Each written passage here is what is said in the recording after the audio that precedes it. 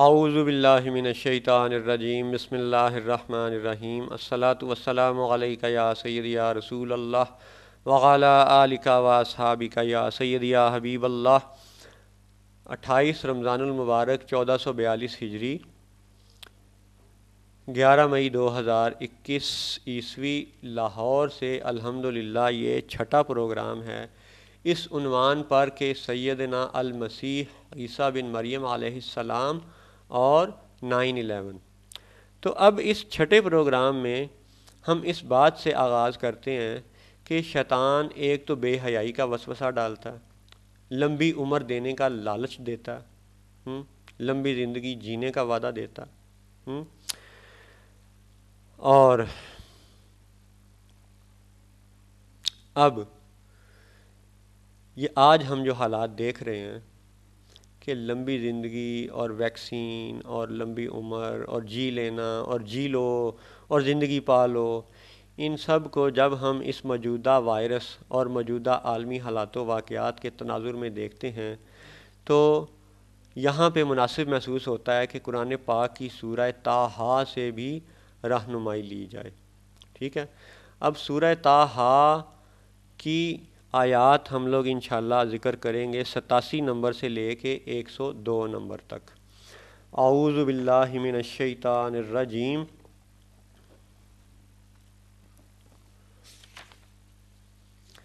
سورہ طٰہٰ قرآن پاک کی 20ویں سورت اور آیت نمبر 87 سے ہم لوگ آغاز کرنے لگے ہیں۔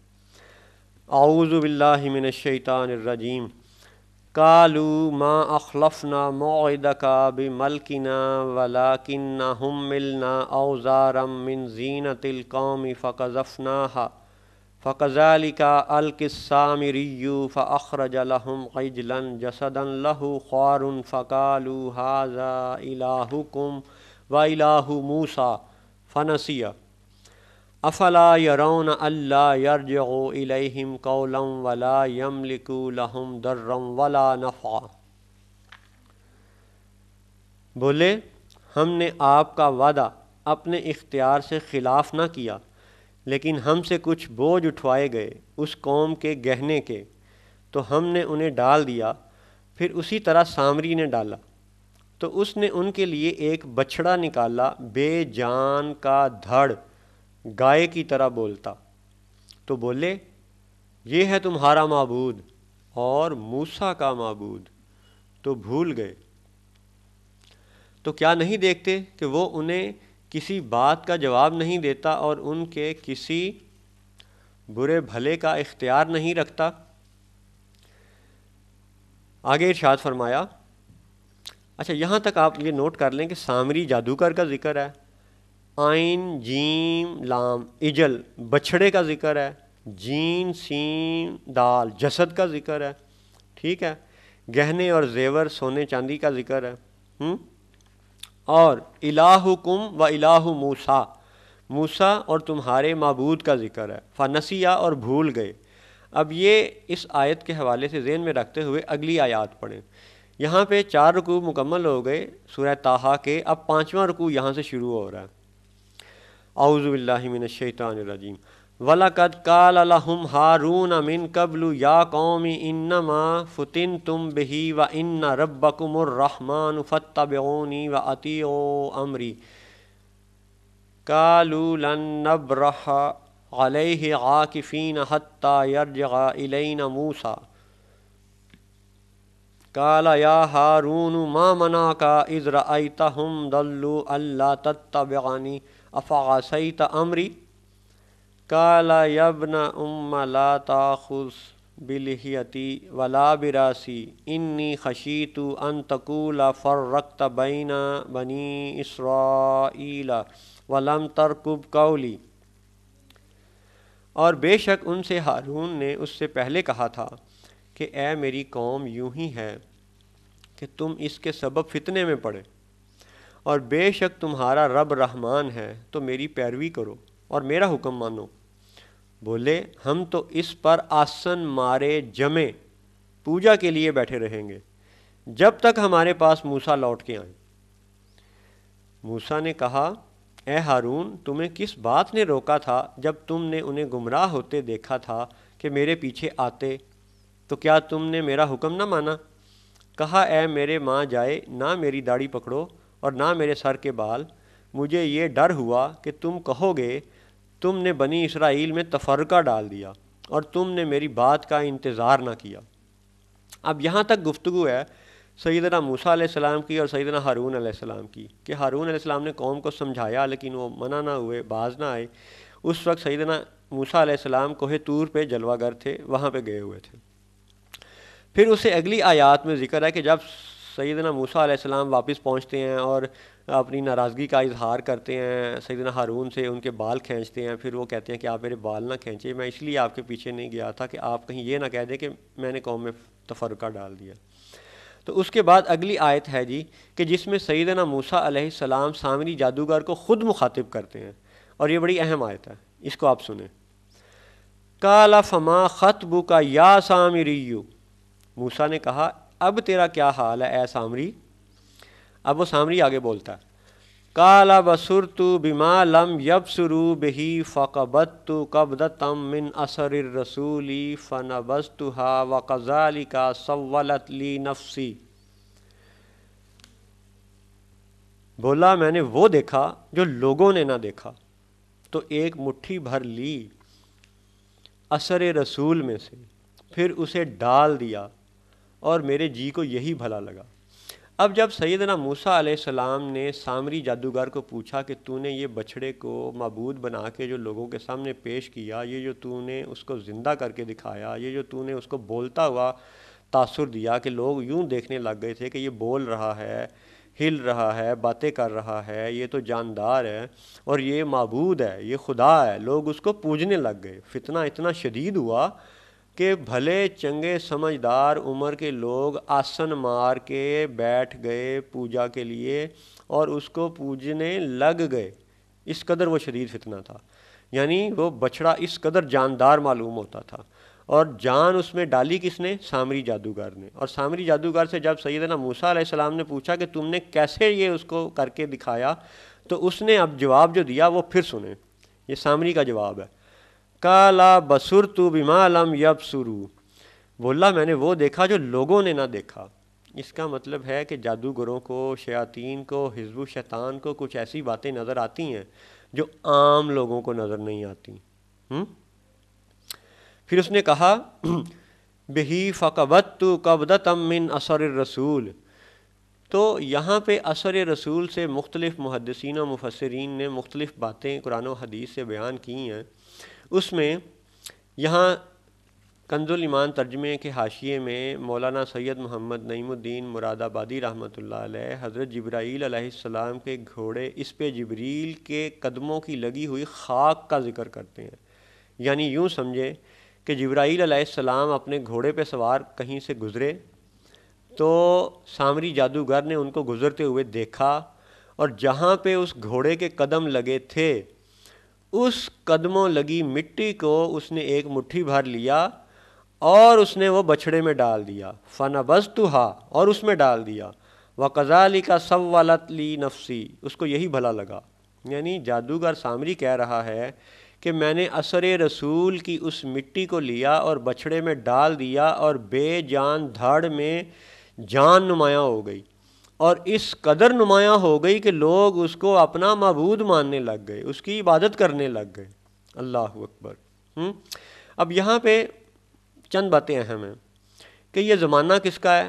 سیدنا موسیٰ علیہ السلام کا اور ہارون علیہ السلام کا۔ اللہ کے رسول تو وہ بھی ہیں، اور یہ بھی قرآن پاک سے سورۃ الکاف سے ثابت ہے کہ سیدنا موسیٰ علیہ السلام کی سیدنا خضر علیہ السلام سے بھی ملاقات ہوئی، اور ان کو خضر عربی میں اور اردو میں خضر اس لیے کہتے ہیں کہ وہ جہاں بھی پاؤں رکھتے تھے وہاں سبزہ گھاس اگاتی تھی، ہریالی ہو جاتی تھی، اسی لیے ان کو خضر علیہ السلام کہا جاتا ہے، یا اردو میں خضر علیہ السلام کہا جاتا ہے۔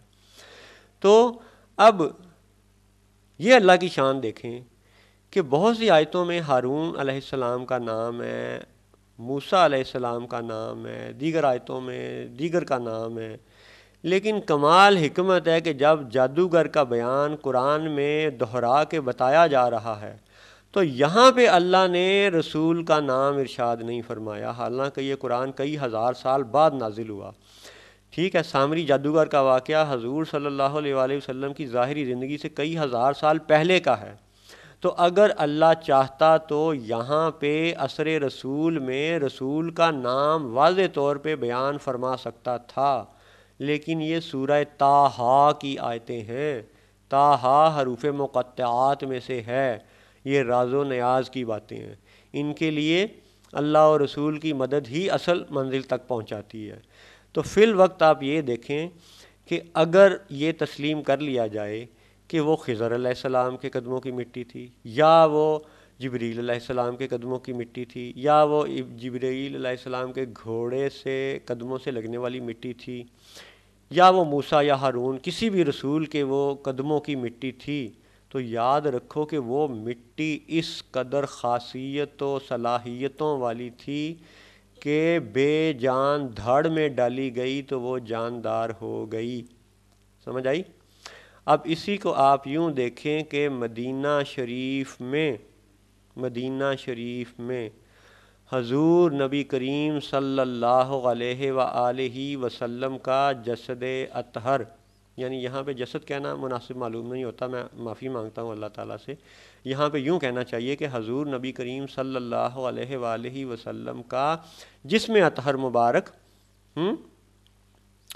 جلوہ گر ہے، آرام فرما ہے، حضور اپنی قبر میں آرام فرما ہے، اور حضور کے آنے سے پہلے مدینہ یثرب کہلاتا تھا، بیماریوں اور دکھوں والی، تکلیفوں والی، غموں والی جگہ کہلاتا تھا، لیکن جب حضور نے قدم رنجہ فرمایا، حضور وہاں جلوہ گر ہو گئے تو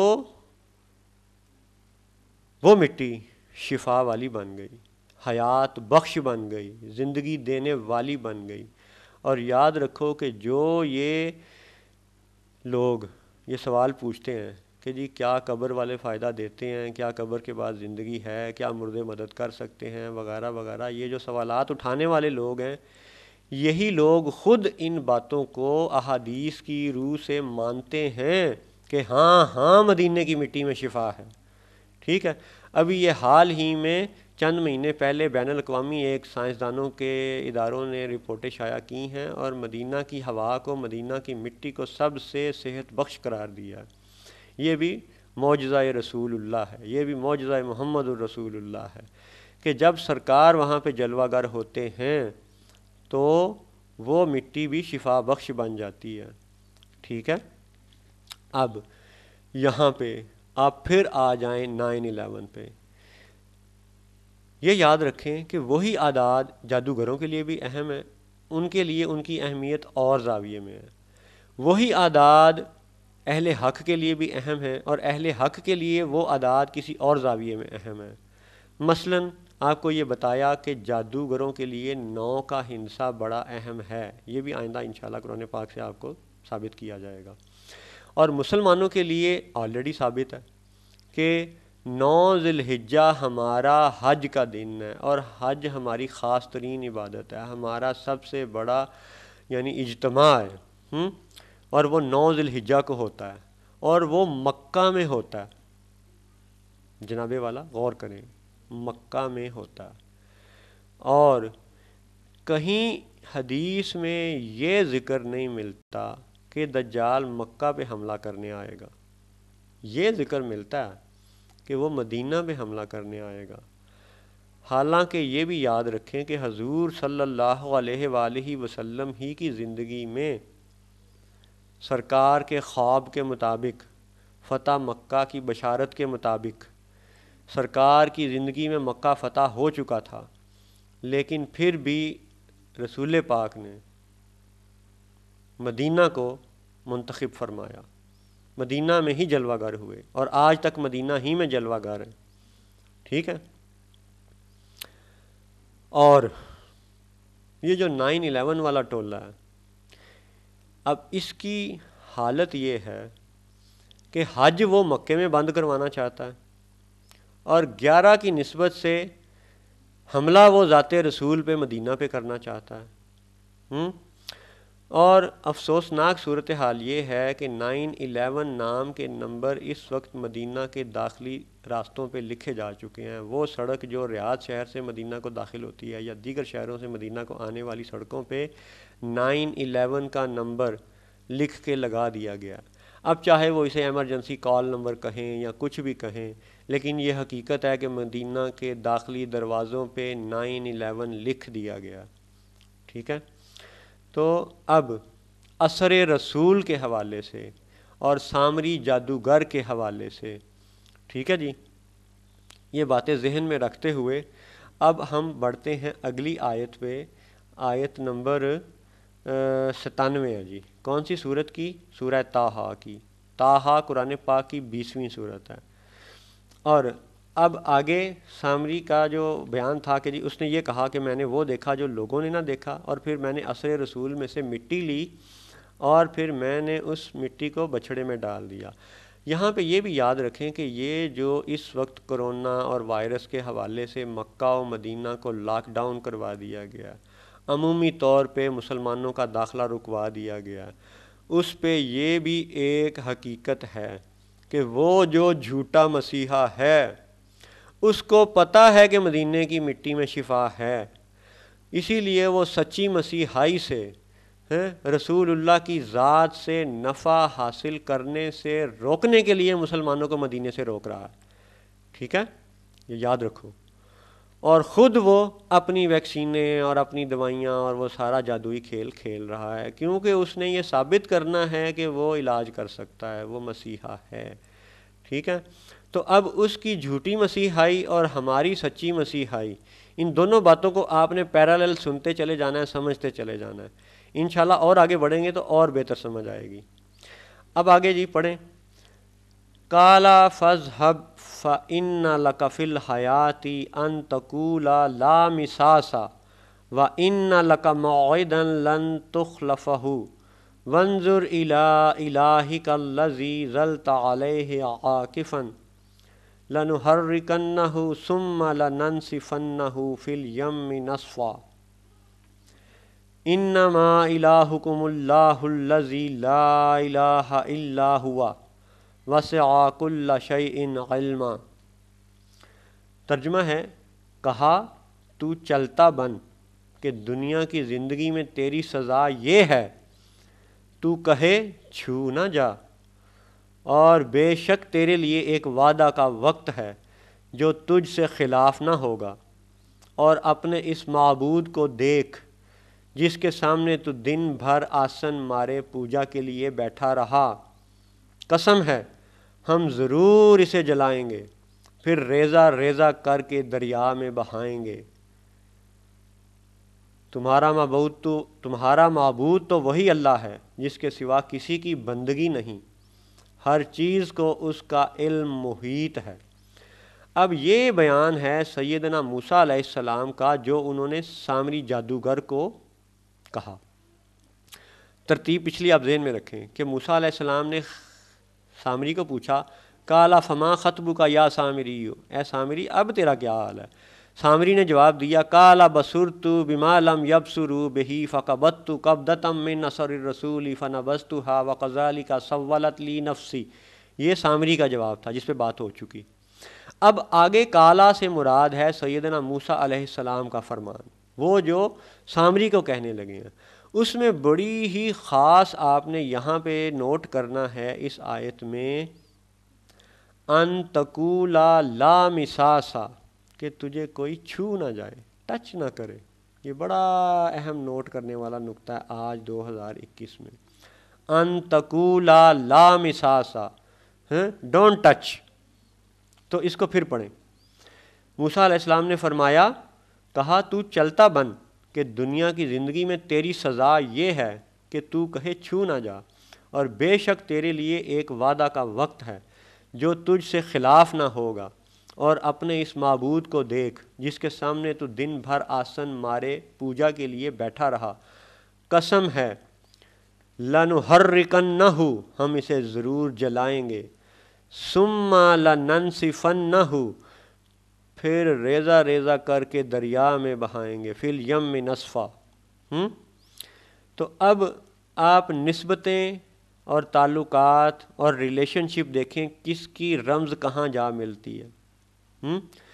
جب سیدنا موسیٰ علیہ السلام نے سامری جادوگر کو یہ کہا کہ تجھے کوئی چھو نہ جائے، تو اس کو ایسی بیماری لگ گئی، اس کو ایسی کیفیت ہو گئی، کوڑ کہہ لیں، جزام کہہ لیں، برس کہہ لیں، ایسی وہ حالت میں ہو گیا کہ اگر وہ شہر میں گاؤں میں رہتا تھا اور گاؤں والا کوئی اس کو چھو لیتا تھا تو اس کو انتہائی تکلیف ہوتی تھی۔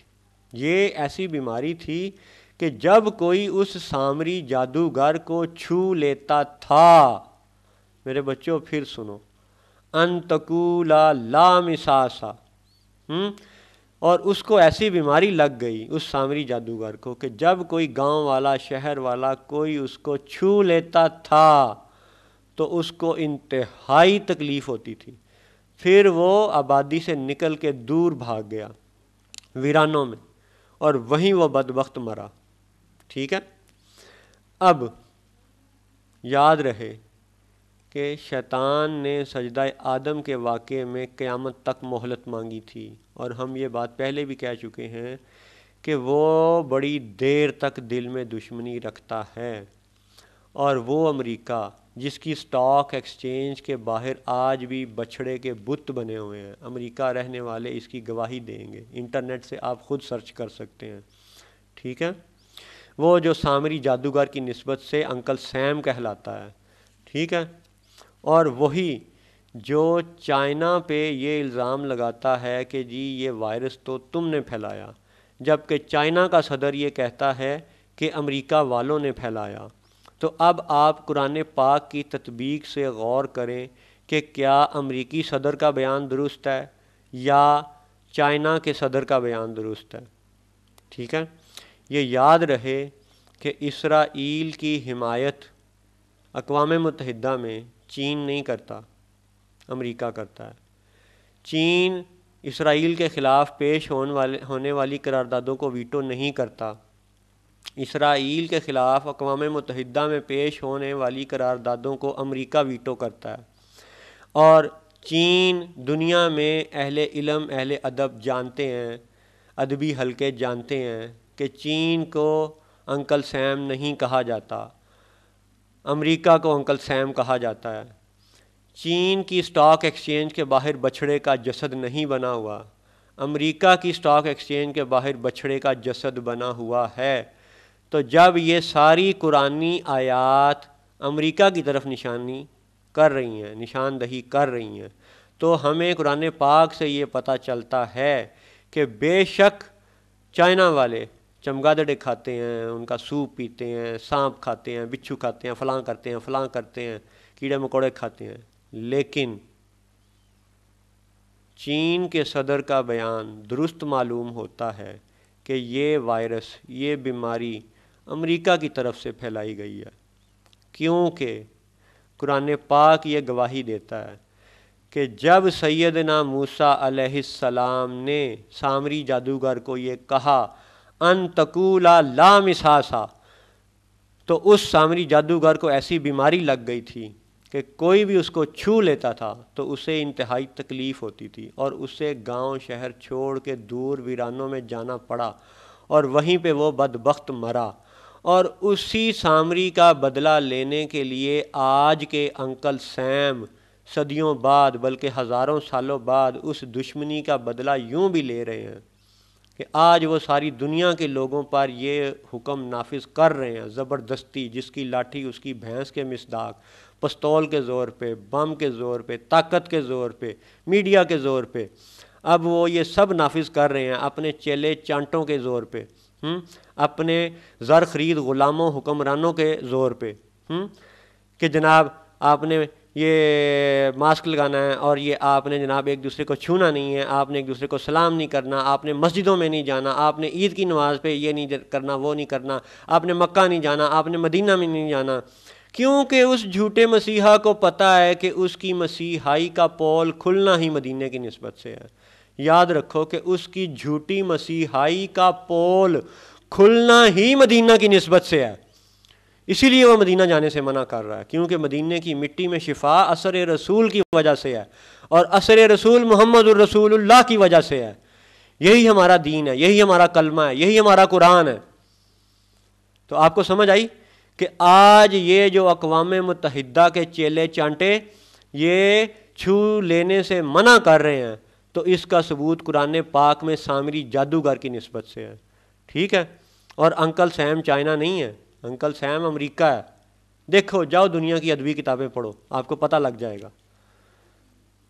پھر یہ کہ بچھڑے کی پوجا کرنے والا آج 21ویں صدی میں کیا سب سے بڑا بھارت نہیں نظر آتا؟ بے شک اس میں عیسائی بھی رہتے ہیں، سکھ بھی رہتے ہیں، ہندو بھی رہتے ہیں، مسلمان بھی رہتے ہیں، لیکن یہاں پہ بات سورہ طٰہٰ میں سامری جادوگر اور عین جیم لام عجل بچھڑے اور جسد کے حوالے سے ہو رہی ہے۔ تو سامنے پوجا کے لیے آسن مارے بیٹھنے کے حوالے سے ہو رہی ہے۔ قالوا لن نبرح علیہ عاکفین، جناب آسن مارے بیٹھے ہیں، کس کے سامنے؟ بچھڑے کے سامنے۔ تو آج بھی بچھڑے کے پجاری سب سے زیادہ بھارتی ہیں، ٹھیک ہے؟ تو سمجھ آ رہی ہے کہ بھارت کا ذکر قرآن پاک میں کیسے ہے۔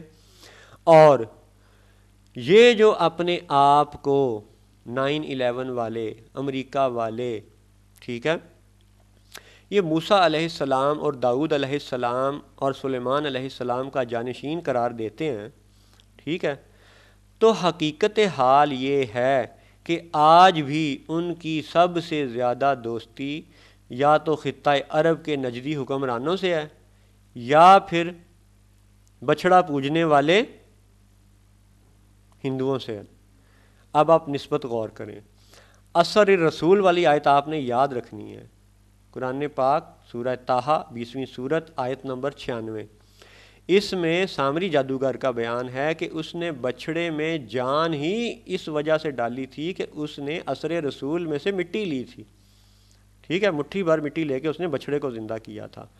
اور وہ جو سلیمان کا ٹیمپل بنانا چاہ رہے ہیں، ان کی سب سے زیادہ دوستی آج ان نجدیوں سے ہے جو بقی شریف میں روضہ پاک کو گراتے ہیں اور رسول کے روزے کو گرا نہیں پاتے تو اس کا خادم بن کے بیٹھ جاتے ہیں۔ اس کا مطلب ہے دجل یہی تو ہے کہ ظاہراً جو کوئی جو پریٹینڈ کرے گا وہ اندر سے نہیں ہوگا۔ جو ہندو اپنے آپ کو ہندو ہونے کا پریٹینشن کر رہا ہے، دعویٰ کر رہا ہے، پریٹینڈ کر رہا ہے، لیکن حقیقتاً دوسرے ہندو سے پوچھے تو وہ کہیں گے کہ یار نریندر مودی کون سا ہندو ہے، پوچھ لیں جا کے۔ جو آپ کو صحیح العقیدہ ہندو ان کے مذہب کے حساب سے نظر آئیں گے، آپ ان سے بات تو کر کے دیکھیں۔ وہ تو خود نریندر مودی کو بہت برا کہہ رہے ہیں، جائیں تلاش کریں، سرچ کریں، ٹھیک ہے۔ چلیں اگر نہیں تلاش کر سکتے تو قرآن پاک کی آیتوں سے دوبارہ پھر دیکھیں کہ بچھڑے کو پوجنے والا آج نمائندہ کون ہے؟ ہندو، بھارت۔ اور بچھڑے کا بت سٹاک ایکسچینج کے باہر لگانے والا کون ہے؟ امریکہ، انکل سیم۔ ان دونوں کی دوستی کا یہ حال ہے کہ آج بھی انٹرنل لابنگ کی وجہ سے، ٹھیک ہے، امریکی پالیسیاں پاکستان کے خلاف کیوں بنتی ہیں؟ کیونکہ اس کے اندر بچھڑے کے پجاریوں کا سب سے زیادہ اثر ہے۔ بہت سال پہلے ٹھیک ہے، بھارتی ایک فلم بنی تھی، تو اس فلم میں انہوں نے بتایا کہ امریکہ کے اندر غالباً ہر چوتھا شخص بھارتی ہے۔ میرے لیے یہ بڑی حیرانی کی بات تھی۔ تو اسی کا اب عملی پہلو یہ بھی نظر آتا ہے کہ پاکستان کے اوپر جو یہ پابندیاں لگائی جاتی ہیں، بھارت بم دھماکہ کرے تو کوئی پابندی نہیں ہے، پاکستان بم دھماکہ کرے تو ایٹمی پابندیاں ہیں۔ تو کیا یہ دجل نہیں ہے؟ کیا یہ جھوٹ نہیں ہے؟ کیا یہ تضاد نہیں ہے؟ تو دجال کے پیروکاروں کا حال دیکھیں کہ وہ جو روضہ رسول کو گرانا بھی چاہتے ہیں اور روضہ رسول کے خادم بھی بنے بیٹھے ہیں، اور وہ جو بچھڑے کی پوجا بھی کرتے ہیں، اور پھر اسی نسبت سے یہ بھی دیکھیں کہ وہ اپنے مردوں کو جلاتے بھی ہیں اور دریا میں بہاتے بھی ہیں۔ اس کا ثبوت بھی قرآن پاک سے کیا ہے؟ لَنُحَرِّكَنَّهُ ثُمَّ لَنَنْسِفَنَّهُ فِي الْيَمِّ نَسْفًا قسم ہے ہم ضرور اسے جلائیں گے، پھر ریزہ ریزہ کر کے دریا میں بہائیں گے۔ تو اس سے یہ معلوم ہوتا ہے کہ جب سیدنا موسیٰ علیہ السلام نے حقیقتاً اس بچھڑے کو ٹکڑے ٹکڑے بھی کر دیا اور جلا بھی دیا اور دریا میں بہا بھی دیا، تو اس دور کے جو بچھڑے کے پجاری تھے انہی کی اگلی نسلوں کو بہکاتے بہکاتے بہکاتے شیطان نے پھر اتنا بہکا دیا کہ وہ دوبارہ پھر بچھڑے کو پوجنا شروع ہو گئے، وہ دوبارہ پھر لوگوں کو جلانا شروع ہو گئے اور پھر جلا کے دریا میں بہانا شروع ہو گئے۔ تو کیا بھارت کے متعلق یہ آیات آپ کو قرآن کے حوالے سے نص قطعی معلوم نہیں ہوتی میرے بچوں؟ غور کرو، ٹھیک ہے؟